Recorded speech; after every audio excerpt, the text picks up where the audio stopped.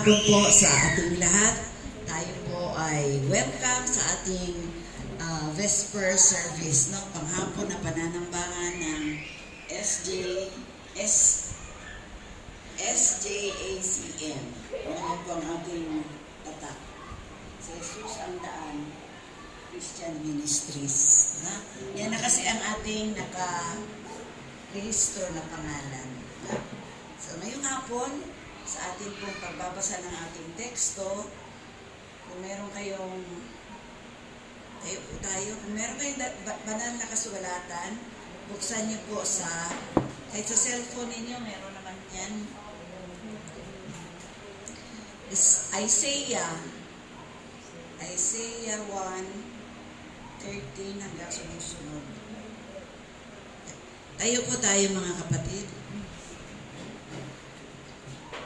Kung nakita nyo na, ganito po ang sinasabi. Come now, let us reason together, says the Lord. Though your sins are like scarlet, they shall be as white as snow. Though they are red as crimson, they shall be like wool.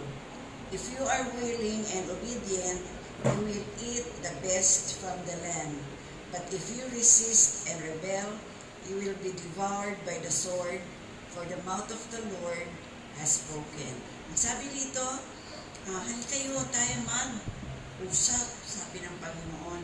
Kahit na ang kasalanan ninyo ay kasing pula ng scarlet, gagawin ko yang kasing puti ng snow.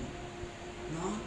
Kahit gaano pa kadumi ang iyong buhay, gagawin kitang malinis. Ang kailangan lamang, ano ang sabi niya? If you are willing and obedient, you will eat.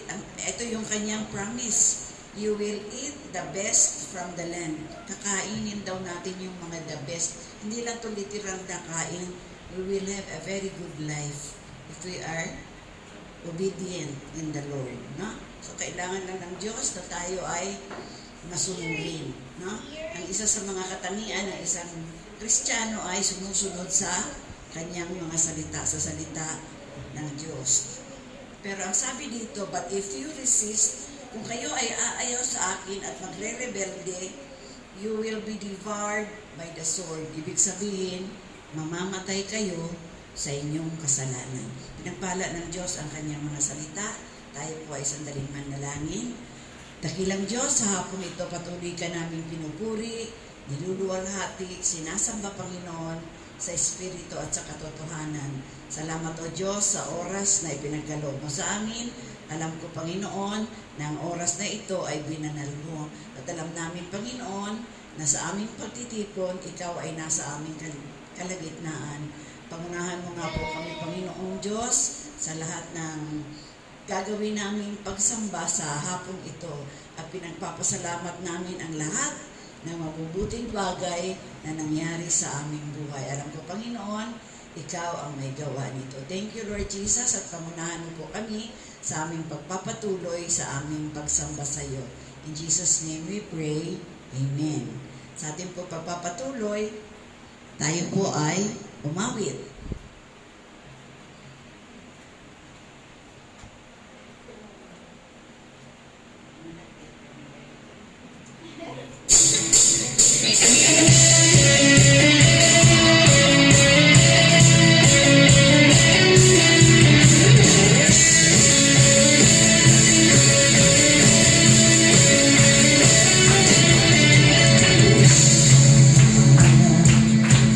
Sa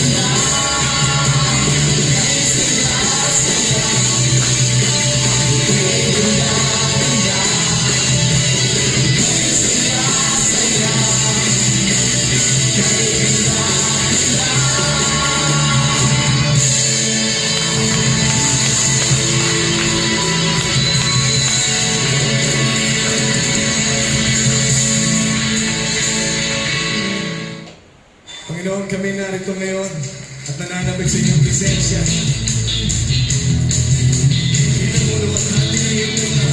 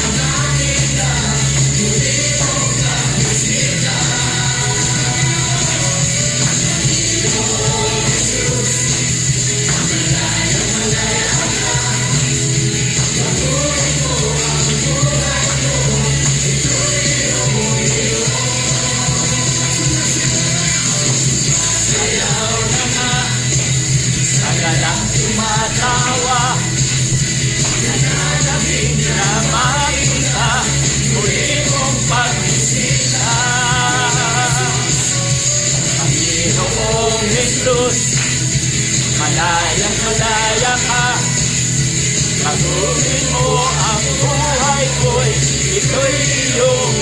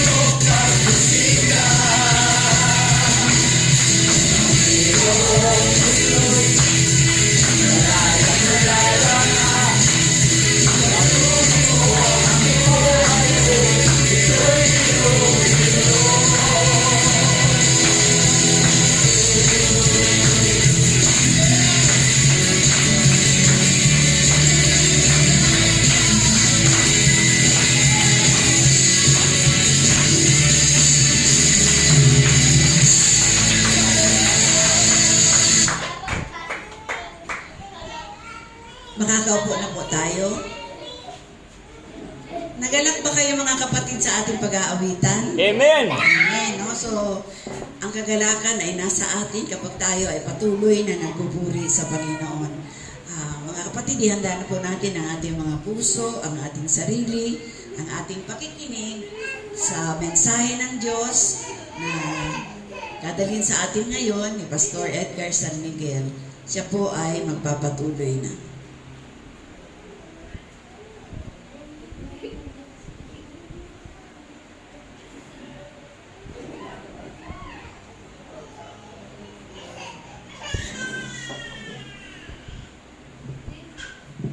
Magandang hapon po sa ating lahat. Bago po ako magpasimula ay akin pong tinatawagan si Ate Mel para magpatutuo yung ginawa ng Diyos sa buhay niya. Kalain mo siya ay nakarating sa ibang bansa, no? Ang patutuo niya noon, wala pang hanap buhay yan, walang trabaho, pero nakarating ng ibang bansa. Kaya kailangan naming marinig ngayon yung patutuo mo na talagang tunay kung magmahal ang Diyos.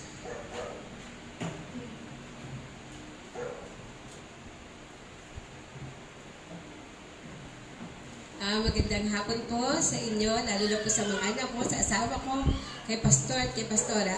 Pinapasalamat ko po ang araw na ito ulit at nandito po ulit kami at nakarating po ng maayos. Pinapasalamat ko po sa Diyos na naging smooth naman po ang lahat nang nagpunta po kami sa immigration. Lahat po kami nakalusot at saglit lang po, wala po masyadong tinanong. Kaya salamat po pag na talaga sa Panginoon kay lahat ng bagay magiging madali po sa inyo. Na wala kang katatakutan kahit sino pa man. Basta si Lord ang hahawak at ating tatawagan sa buhay. Bagamat po nagkaroon ng konting problema, nung pagdating ko sa Japan, hospital po yung apo ko, na naisip ko po, sabi po ni Lord, pag pinalangin mo sa akin, huwag ka na mag-alala, ibinigay mo na sa akin. At talaga pong pinanghawakan ko po yun. Kaya po hindi pa ako nag-alala. Sabi ko, Lord, ikaw na po bahala. Alam ko kung walang bagay na hindi mo kayang gawin. Ikaw po ang doktor ng apo ko. Ikaw po magpapagaling sa kanya. Ikaw po ang hawak sa kanya. Kaya wala po akong katakot-takot. Alam ko pong malalampasan po namin lahat ng ito. Kaya nagpapasalamat po ako dahil sa dami po ng tao dito sa mundo. Parang ako po yung nag-iisa po ako sa mga anak niya. At kasama po yung pamilya ko. Ito po rin yung pinapangarap ko na sama-sama po kami ng mga pamilya ko, ng mga anak ko na magsamba at magpuri sa Panginoon. Malaking bagay po yun na ito po yung kaloob ng Panginoon sa amin na nagpapasalamat po talaga ako. Lord, sabi ko, sa dami ng tao dito sa mundo, bakit kasali ako sa mga anak mo? Pinapasalamat ko po yun, lalo na po ngayon po yung mga anak ko, kasama ko pong nananambahan sa Diyos na higit po sa anumang bagay na pinagkulob ng Diyos na blessing na dumating sa buhay naming pamilya. Bagang po may mga trials, challenge, pero kayang-kaya po namin dahil alam ko po, si Lord po ang aming pinangahawakan sa buhay. Kahit pa nakakaranas kami ng hirap, kulang sa pinansyal, pero parang wala po. Maisip ko lang po si Lord na hindi kami pababayaan ni Lord. Kaya alam ko na, nagpapasalamat po ako, nakapapunta po ako dito sa tahanan nila Pastora, nagkaroon po ng sambahan malapit po sa amin para sama-sama po kami ng pamilya ko na makapaglingkod sa inyo. Na pagdating po ng Sunday, talagang binibigay ko po na tuwing hapon, tapos na po ako naggawain sa paalala ko sa mga anak ko na dati po isa-isa ko pa sila pinapaalahanan. Nalilate ako sa kagigising sa ngayon po may panghapon. Automatic po, pagdating po ng po, ligo lahat sila tapos na. Kaya dito po kami na nananambahan sa Panginoon.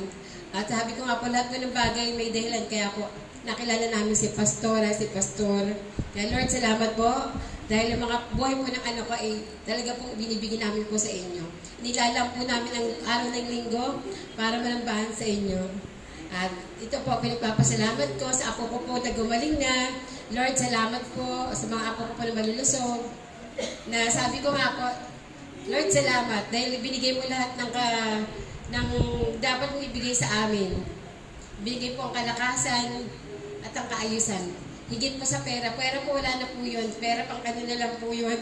Hindi na po ang blessing po sa akin talaga yung kalusugan at nakapagsimba po kami tuwing linggo. Nakakarating po kami sa bahay-sambahan. Thank you po. Amen. Amen. Panginoon. Salamat, Ate Mel. Totoo, ang pag-ibig ng Diyos, no? Akalain mo, iningatan siya. Nakarating sa Taiwan ba yun? Hanggang sa pagbalik, naroroon ko ang pag-iingat. So, ngayon naman po, di ba, nasa abroad siya, nagkasakit yung ang kanyang apo. O baka naman gusto pong pasalamat ang nanay, si Ate Lily, para kay Lord, ipagpasalamat niya na pinagaling, hindi tumagal sa ospital. Ilang araw lang ba? Bahala ka na dito. Na ipagpasalamat mo. Dito na dito.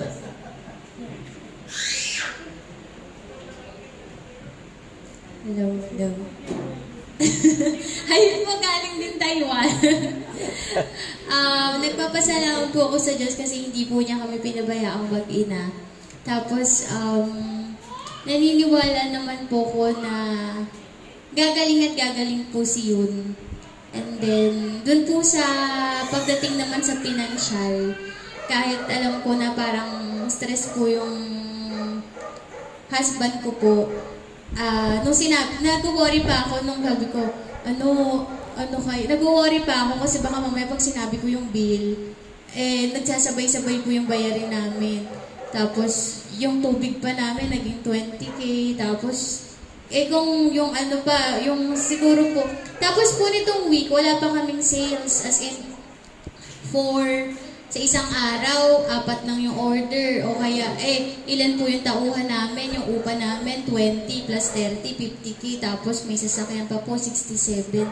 Tapos nung sinabi ko na yung bill, sabi niya, okay, no problem, ganyan. Tapos naniniwala po ako na, tapos po pala, naniniwala po ako na God is really working in mysterious ways. And then po, itong church po is every Saturday, alam niya na nahahatid niya ako. Ayun po. Sa Diyos po ang kapurihan.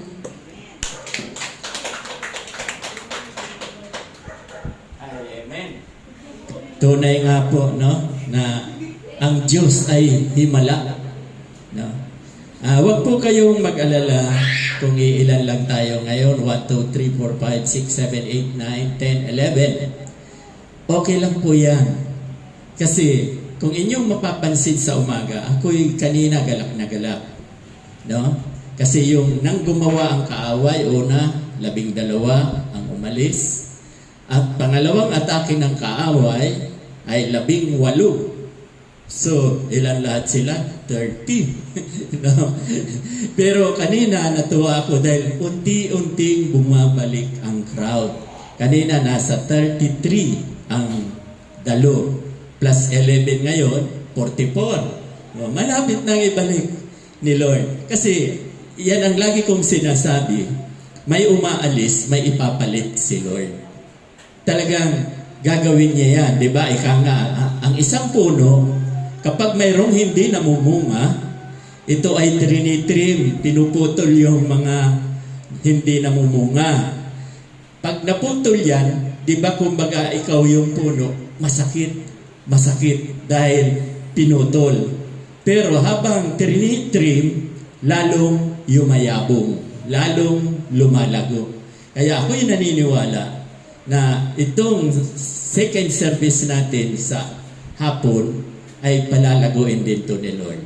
At naniniwala ako, maaaring sa Centennial na tayo lumipat.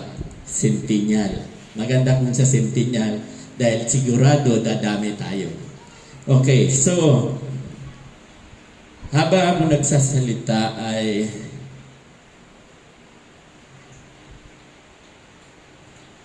bubuksan ko po ang ating pag-aaralan. Nako, sana wag magloko. Kanina mahirapan magbukas. Ayan, nagbukas.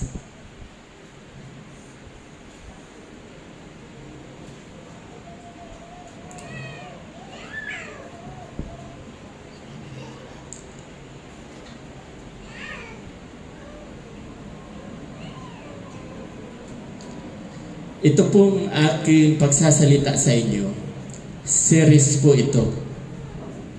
Series. Kasi ito yung title. Sa title na lang, malalaman nyo. Ano bang inyong nababasa? Sandali, alisin natin yung nakaharang. Alpha and Omega. No? Ang ibig sabihin ng Alpha and Omega, sino nakakalam? Ang ibig sabihin ng Alpha ay ang pasimula. At ang ibig sabihin naman ng Omega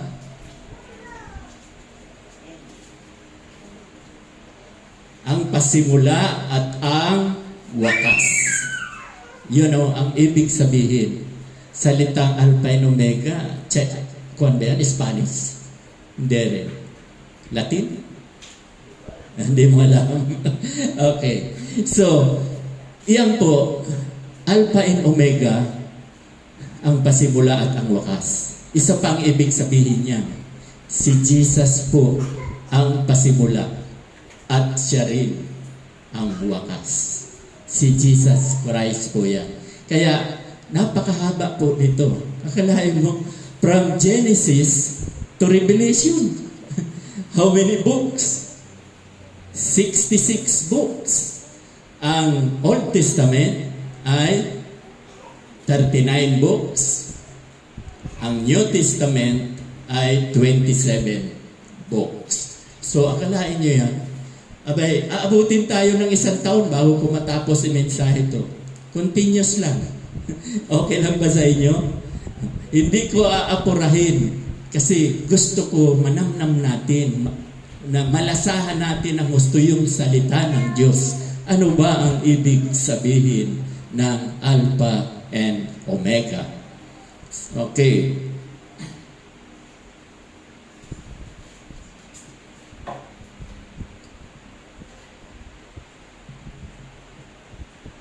Ang ating pong text sa hapong ito, Roma 6:23, sapagkat ang kabayaran ng kasalanan ay kamatayan, subalit ang regalo ng Diyos ay buhay na walang hanggan. So, napakaganda ng ating pagbubulay-bulayan. No? Ang kabayaran daw ng kasalanan ay kamatayan. No? Mamaya, tatalakayin natin yan. Subalit, ang regalo ng Diyos ay buhay na walang hanggan sa pamamagitan ni Jesucristo na ating Panginoon. Okay, so yan po ay dalawa. Ang kabayaran ng kasalanan, kamatayan. Pangalawa, mayroon tayong regalo. Uulitin ko yung regalong yan para lalo nating maunawaan. Pag regalo, bigay ng Diyos. At pag ang Diyos nagbigay, hindi ito bigay bawi. No, hindi bigay bawi. Kaya yung regalo niya na buhay na walang hanggan sa langit, nakatitiyak po tayo. Pakitas nga ang kamay, yung nakatitiyak sa langit ang tungo pag binawian ng buhay, huwag kayong mahiya. Sayang. Amen. Nagtaas tayong lahat. Kasi pag hindi ka naniwala, di ba? Sa impyerno ka, hindi ka sa langit. Di ba? Lagi kong sinasabi, what is your belief, it will happen to you. Kung naniniwala kang sa langit ang tungo natin, taas kagad ang kamay. Paghawakan natin yan. Kasi ayan ang liwaliwanag, regalo ng Diyos. Buhay na walang hanggan sa pamamagitan ni Jesucristo. Kapag nanampalataya tayo kay Jesucristo, we are saved. Kaya nga sabi sa John 3:16, ulitin ko, napakadali nito, gayon na lamang daw ang pag-ibig ng Diyos sa sanlibutan sa atin, sapagkat binigay niya ang kanyang anak, si Jesucristo binigay niya, upang ang sino mang sumampalataya sa kanya ay huwag mapahamak bagkus magkaroon ng buhay na walang hanggan. Dalawa na nagpapatunay, John 3:16 and Romans 6:23. Totoo po yan. Ang Bible ay hindi sinungaling. Ang Bible po ay ating manual. Ang Bible ay ating salamin. Salamin ng buhay. Bakit ko sinasabing salamin ng buhay? Habang nagbabasa ka ng Bible, nakikita mo yung ugali ng kapitbahay nyo, nakikita mo yung ugali ng mga kapatid nyo, nakikita mo mismo ang ugali mo. Nandyan yan sa Bible. Sasabihin mo, ay ako ito. No? Okay. So, yan po ang ating teksto. Mamaya, malalaman natin yung libo-libong namatay. Okay. Ito po, makikita nyo. Bakit ito lagi kong ipinapakita? Nandyan po yan sa bulletin board. Nasa bulletin board yan. Simula kay Adan. Siya po sa pasimula. No? Namatay siya sa edad na 930. Si Adan po nang nilalang ay ayon sa wangis ng Diyos. Sa madaling salita, si Adam ay banal. Hindi kamukha ng Diyos. Hindi pareho ng hitsura, kundi ayon sa wangis ng Diyos. Nang ibig sabihin, yung kabanalan ng Diyos, nandun din kay Adan. Kaya, nang nilalang si Adan, banal. Kaya lang, natokso si Eva, nakakain ng pinagbabawal na prutas, at maging si Adan ay natokso rin. Kaya yung kabanalan ni Adan nawala. Napalitan ng kasalanan. Naging makasalanan si Adan.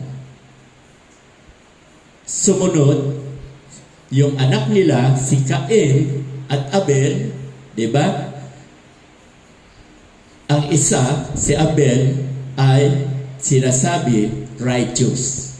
Kasi si Abel ay minahal ang Diyos, nanampalataya sa Diyos. Si Cain, hindi nanampalataya sa Diyos at naging mayabang pa nga at pumatay pa. Kaya, sa pangalawa, makikita nyo, wala si Abel dahil pinatay, wala si Cain dahil pinalayas, isinumpa. Kaya ang sumunod na anak ni Adan ay si Seth. Sumunod kay Seth si Enos. 905 nang mamatay. Sumunod Sumunod, Kenan, 910. Panglima, Mahalil, 895 ang edad ng mamatay. Anim, Jared. Pangpito, Enoch. Ito pong si Enoch, bakit 365 lang? Si Enoch po ay hindi nakaranas ng pisikal na kamatayan. Ang sabi sa Bible, nagustuhan siya ni Lord, kaya dinala siya sa langit ng buhay. Hanggang ngayon, buhay, hindi nakaranas ng kamatayan. No, physical. At siya ang pangalawang righteous. Una si Abel, hindi na nakalista kasi namatay. Pangalawang righteous, si Enoch. Ikapitong lahi ni Adan. So, dalawa lang sa 7 generation. Sa 7 generation, dalawa lang po ang righteous. Sa ika-10, yung 8 muna. Ang 8, Methuselah or Matusalim. Siya po ang pinaka matanda na namatay. Kung inyong makikita, 969, no? Pagkatapos, si Lamech, 777, at si Noah ay 915. At si Noah po ang pangatlong righteous. So, tingnan ninyo, from 1 to 10, 3 lamang po ang righteous. So, sa madaling salita, yung 7, makasalanan. Nakuha po ba natin? Kasi yung kasalanan ni Adan, minana ng lahat ng tao. Di ba? Mababasa natin sa Romans, ang kasalanan ni Adan ay dinanas ng lahat ng tao, kaya naghari ang kamatayan. Sa lahat ng tao, naghari ang kamatayan. Maliban kay Abel, kay Enoch, kay Noe. Silang 3 sa langit ang tungo niya. Dahil sila ay righteous, matuwid, nanampalataya sa Diyos. 3 lang. So lahat po yan, yung 7, at yung from 11, pati si Japhet, wala akong mabasa na si Japhet ay righteous. Si Japhet anak ni Noah. Hanggang baba kay Abraham. So, from Japhet to Abraham, 10 henerasyon, dati rin si Abraham ay makasalanan. Kasi minana niya yung kasalanan kay Adan. Kaya makasalanan din siya. No, napansin nyo, si Terah ang ama ni Abraham. Tingnan nyo ha. Pero ito, si Abraham, mababasa po natin sa Romans chapter 4, verse 3 to 5. Si Abraham ay nanampalataya sa Diyos Ama. Kaya itong si Abraham, tingnan nyo, si Abraham, righteous. Ginawang righteous, ginawang matuwid ng Diyos dahil sa kanyang pananampalataya. Kanina nga, hindi lang pananampalataya ang tinalakay ni Pastor Dan. Ang sinabi niya kanina, yung pagmamahal ni Abraham sa Diyos ang nakita. Kaya mahal na mahal ni Abraham. O ngayon, nagtataka kayo siguro, bakit Pastor, gusto mong talakayin yan? Ano ba ang ibig sabihin? Gusto ko lamang pong ipakita sa inyo na si Abel ay righteous, pangalawa, Enoch, pangatlo, Noah, pero walang pangako. Ito ang napakahalaga. Nang maging righteous yung 3, Abel, Enoch, Noah, walang pangako. Pero pagdating kay Abraham, pang-4 na righteous, may pangako. Diba? Ano ang sinasabi sa Galatia chapter 3 verse 29? If you belong to Christ, you are Abraham's seed and heirs according to His promise. Tayo daw po, kung tayo ay na kay Kristo, nananampalataya tayo kay Kristo, kabilang na tayo sa lahi ni Abraham. Tayo ngayon ay anak na ni Abraham at lahat ng ipinangako ng Diyos kay Abraham, ang sabi, matatanggap din natin. Di ba? Hindi ba tayo natutuwa niya? Si Abraham, di ba, ano ang pangako sa kanya?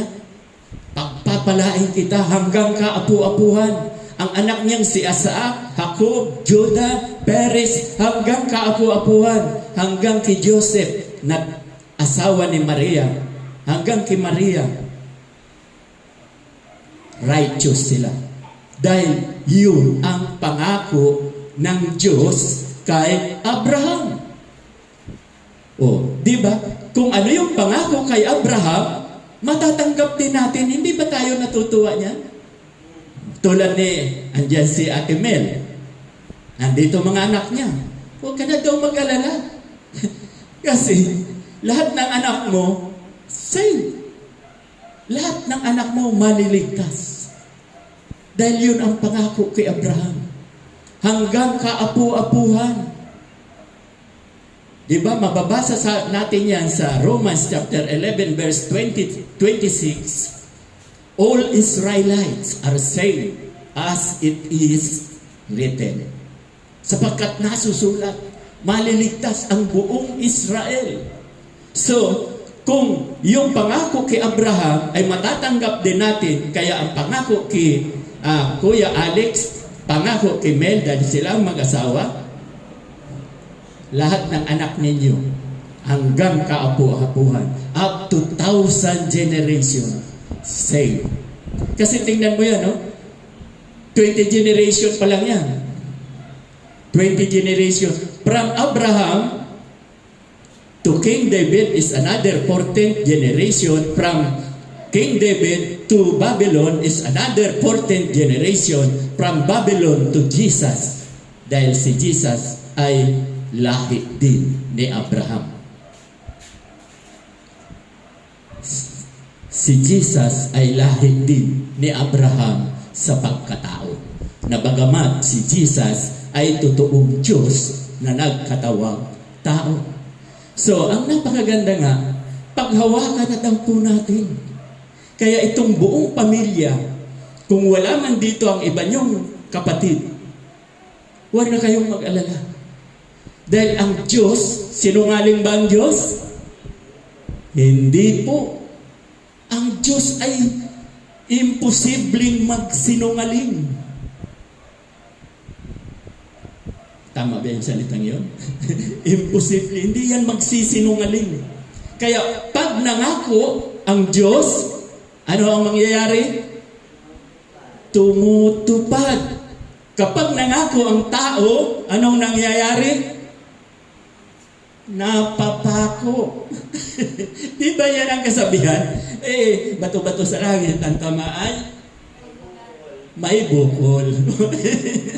Pero ang kasabihan, bato-bato sa langit, ang tamaan ay huwag magalit.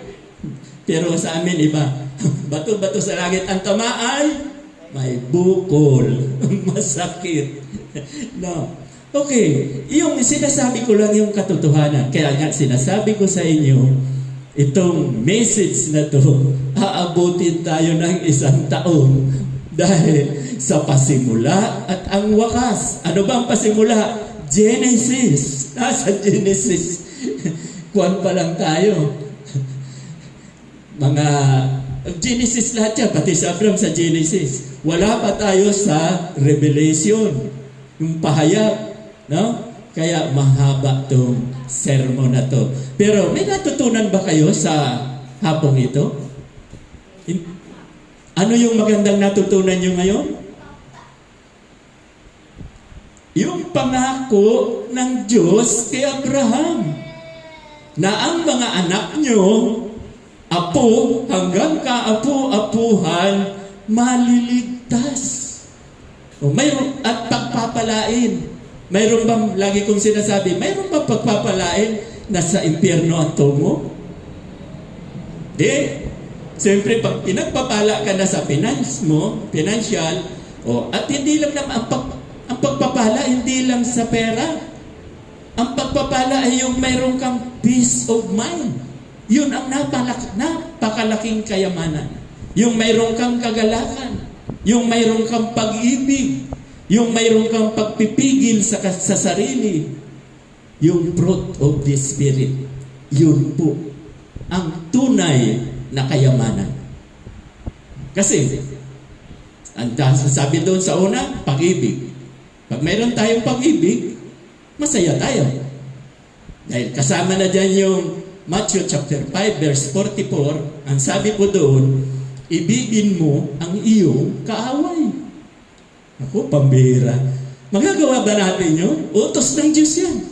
Ibigin mo ang iyong kaaway. Matthew chapter 5 verse 44. Napakahirap yata yan, Pastor.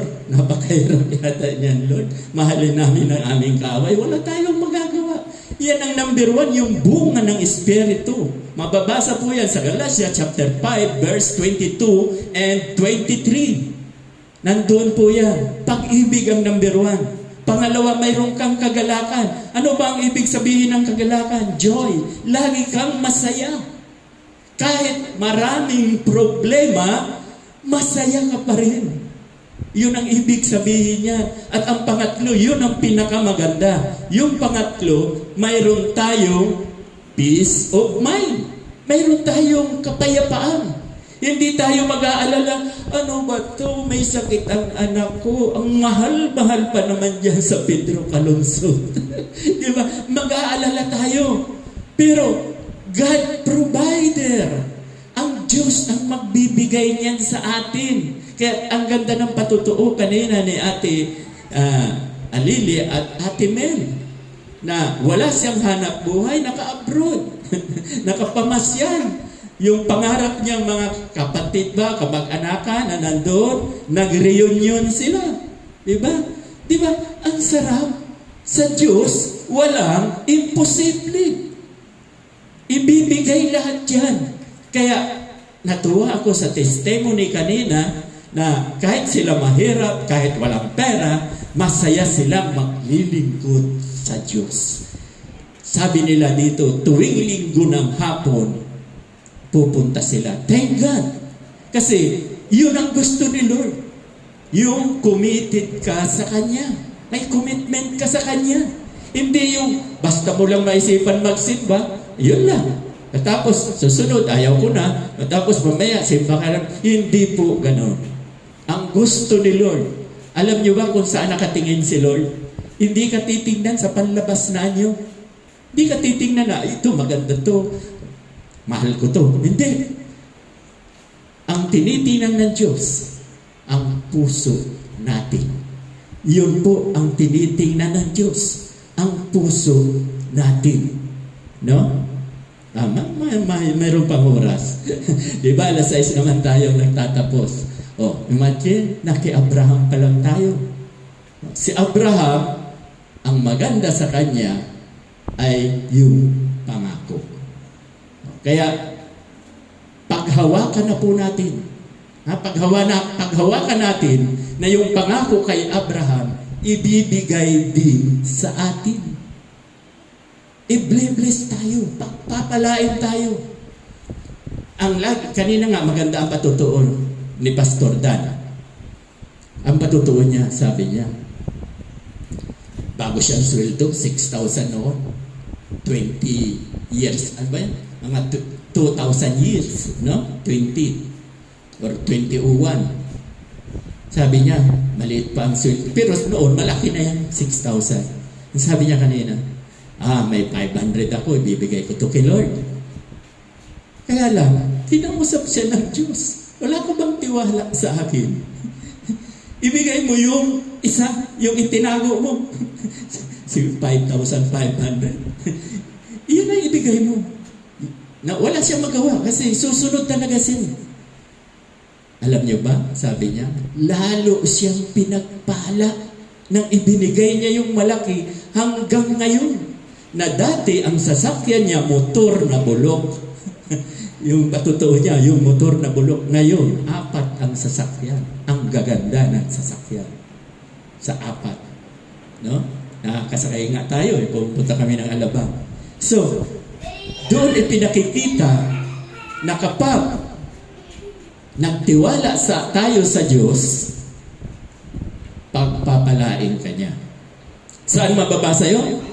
Basahin po natin sa Kawikaan chapter 3 verse 5. Ang sinasabi po doon, kay Yahweh ka lamang magtiwala buong puso at lubusan at huwag kang mananangan sa iyong sariling karunungan.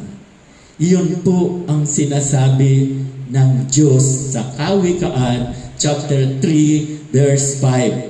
Ulitin ko, kay Yahweh ka lamang magtiwala buong puso at lubusan at huwag kang mananangan sa iyong sariling karunungan. Papaliwanag ko to. Nangyari to sa akin. Noong panahon na wala akong Diyos, ang ginodiyos ko ang sarili ko, puro diskarte ko. Kasi wala nga akong Diyos. Hindi pa ako Kristiyano. Hindi pa ako pastor. Wala akong kinatatakutan.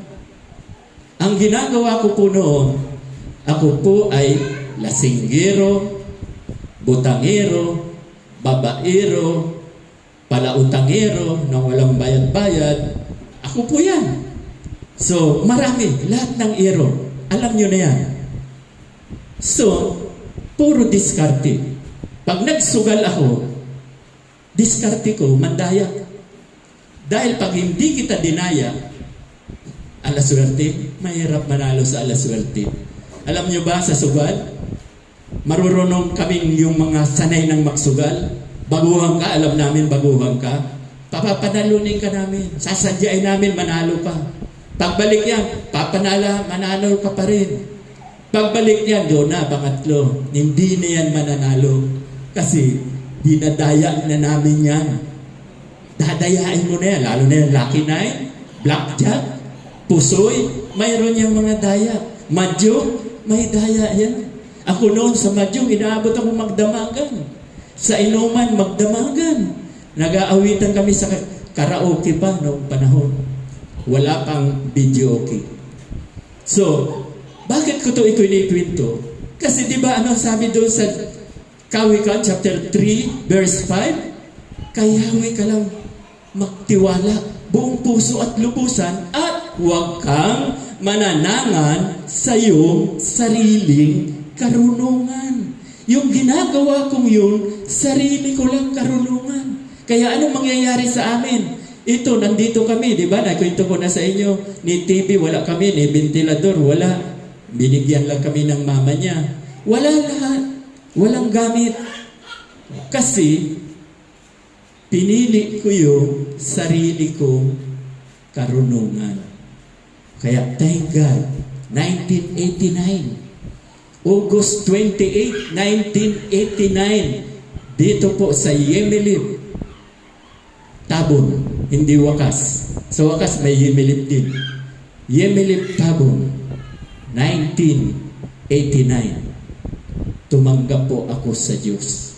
Nagsisi ako ng mga kasalanan ko, kinilala kong makasalanan ako, at humingi ako ng tawad sa Diyos at tinanggap ko siya bilang Panginoon ko at tagapagligtas. Doon po, unti-unting binago ang buhay namin.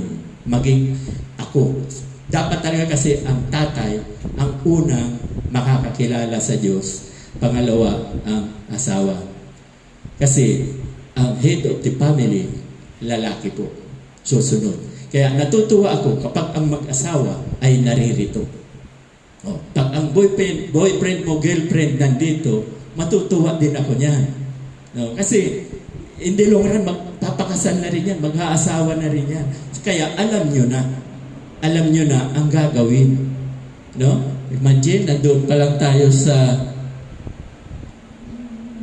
kay Adan, Ang haba na, natapos na. Wala pa tayo diyan sa mga susunod. To. Yan na yung lahi ni Abraham. Abraham to Jesus is 42. Pang 43 tayo, Gentiles. Mahaba pang ikwikwento ko sa inyo yan. Hindi ko dadagdagan, hindi ko pakakahabaan kasi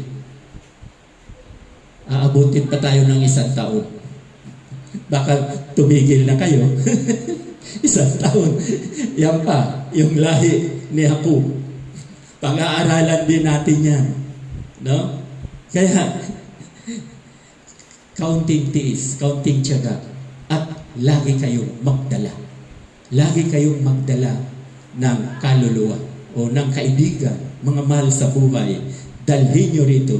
Dahil sayang, kung may darating na baguhan sa linggo, pwede kong pasadahan uli yung kanina, tapos lipat na tayo doon sa lipat na tayo dito sa ano ba yun? Ay, nawala.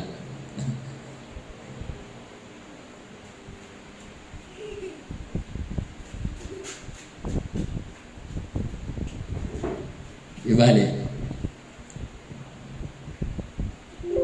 Nag-i-stack up. Mahina ang signal. Okay, so doon at least alam nyo na doon ko muna puputulin kay Abraham sa ika-2 henerasyon. Siguro naman po ay malaking tulong. Lalong-lalo na yung testimony ko, testimony ni Ate Mel, testimony ni Ate Alili. Totoo po yan mga patutuo namin. Napakahalaga po ang magpasalamat sa Diyos. Yun lamang po.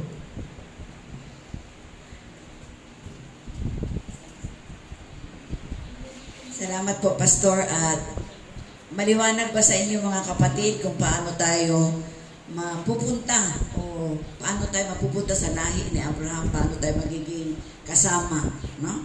Tandaan natin na sabi sa Galatia 3:29, if you belong to Christ, you are Abraham's seed and heirs, tagapagmana, no? Sa lahat ng mga bagay na ipinangako ng Diyos sa kanyang bayan, no? So ngayon, ginaganap natin ang ating paghahandog. Next Sunday, yung mga inassign kong aawit, si Ate Angel Faith, magjujuwet na lang sila ni Ate Ann kung gusto nila. Ha? Ano yan? Box office hit yan. Naka-mark na yan sa aming kalendaryo. Habang nililikom po, ay aawit ako para sa Panginoon.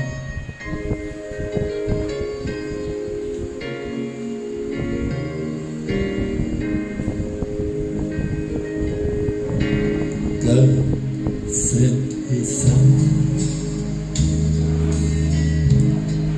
They called Him Jesus.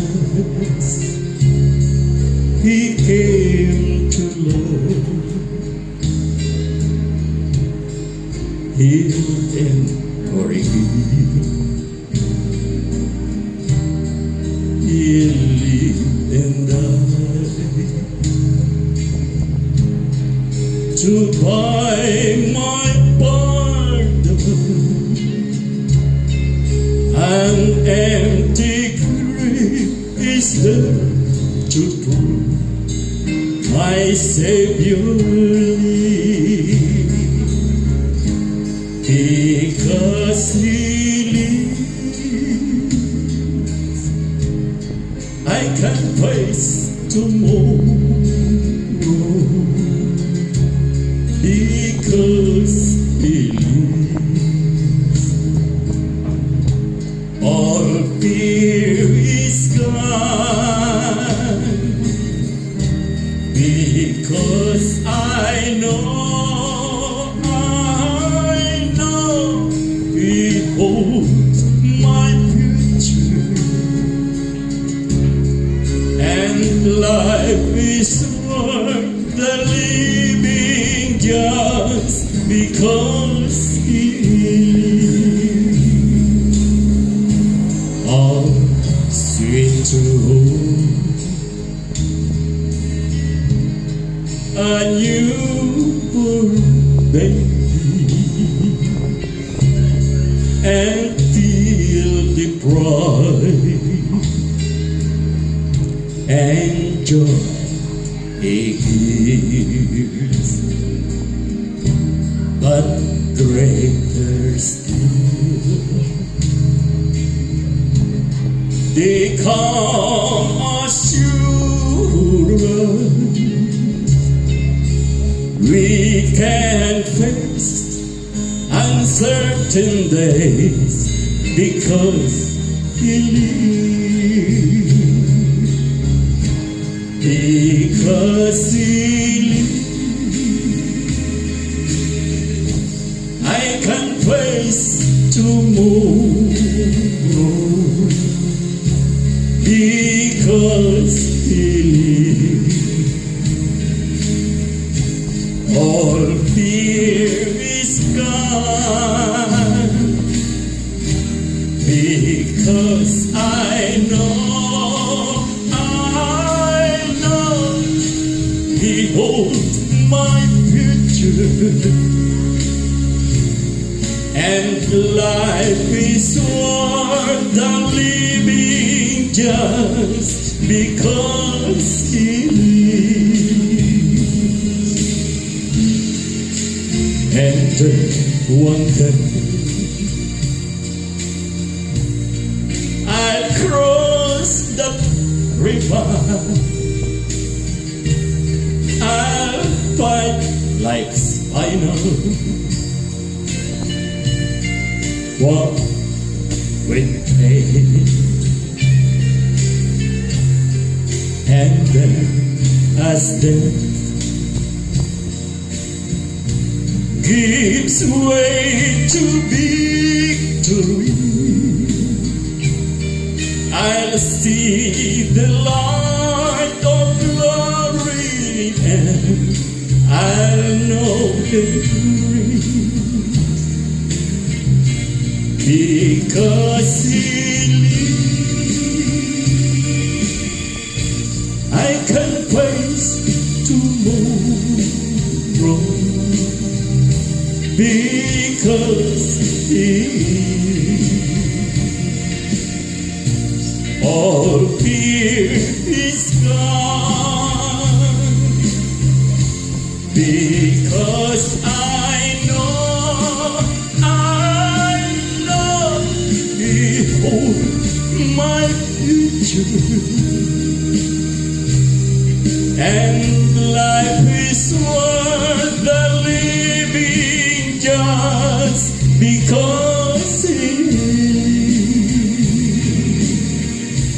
Because I know He holds the future, and life is worth the living just because He lives.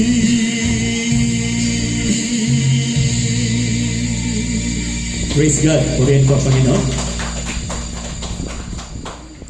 Tayo po'y sandali manalangin. Panalangin natin ang ating mga handog. Dakilang Diyos, salamat po sa hapong ito. Salamat din po, Panginoon, sa handog na narito ngayon. Tinataas namin ito, Panginoon. I-bless mo po ang kamay na naghandog at ang handog na narito po ngayon. Lord Jesus, dalangin ko po na magamit namin ito sa pagpapapropagate ng iyong salita dito sa Tabon 1, 2, and 3. I-bless mo po ito, Panginoon. In Jesus' name we pray. Amen. Para naman po sa ating pagbabalita, malapit na po ang ating second church anniversary. Pakilista nyo na lang po sa inyong mga kalendaryo. Ang ating church anniversary ay sa September 8. At ang tanging awit natin ay si Ate Aleli. No? Pang-umaga lang po ang ating service. No? So meron tayong kainan dito. At At meron tayong meron tayong invited speaker na taga New Life Tansa. Kasama yung combo nila, worship team nila, no? Nandoon na lahat ang mga kailangan. At yung hapon, kasama rin dito. Oo nga, isa na lang nga ang service natin, kaya lahat ay pang umaga na lang po. Tayo po Yun lang, isang umaga. araw lang. Oo. Yung Sunday na yun na lang naman, hindi naman lagi-lagi. Yun lang sa September 8, na? So, mag-invite po kayo, come one, come all, no? So, ipanalangin natin patuloy ang pagkilos ng Panginoon sa ating buhay, sa ating iglesia, na maliit, bagamat maliit, nagpapasimula naman ang malaki sa maliit, no? So, patuloy nating ipag-pray na madagdagan pa tayo at patuloy na mag-commit ang mga buhay sa paglilingkod sa Panginoon. Dahil sabi nga, if you belong to Christ, you are Abraham's seed and heirs. Tandaan natin yung heirs, tagapagmana sa lahat ng ipinamana ng Diyos kay Abraham. Mararanasan din natin yun. Amen ba mga kapatid? Hindi ba kayo happy na heredera pala tayo kahit wala tayong asyenda? No? So, heirs, heredera tayo. At sa ating po pagtatapos, tinatawagan ko po si Pastor para sa ating panalangin at basbas.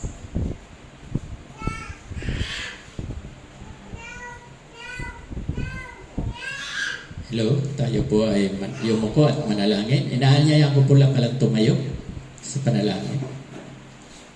Lord, maraming salamat po sa hapong ito na binigyan mo kami ng pagkakataon upang maibahagi ang iyong mga salita sa mga kapatiran ito. Maraming salamat din po sa mga pagpapalang patuloy po ninyong pinadadaloy sa bawat isa sa amin. Lord, mayroon kaming mga kapatid na walang hanap buhay. Sila po ay lumalapit sa inyo, Lord, dahil naniniwala, nananalig ako na kayo po ang Jehovah Jireh, ang God provider. Nawa po, Lord, ay bigyan po ninyo sila ng hanap buhay. At maging ang aming kapatiran na mayroong negosyo, business, ay amin din pong inilalapit sa inyo na palaguin po ang kanilang negosyo. At sa hapon nga po ito ay hinihingi ko sa iyo ang iyong basbas, ang masaganang awa ng Diyos Ama at ang walang sawang pag-ibig ng Diyos Anak at ang kaaliwan ng Diwang Banal ang sumaaminawa mula ngayon at magpakailan-kailan pa man. Amen at amen. Magandang gabi po sa ating lahat. Magandang gabi po sa ating lahat. God bless everyone and see you all next Sunday. Sa Saturday, Ate Mel, meron tayong Bible study. Total, nandito na ang ina ng tahanan.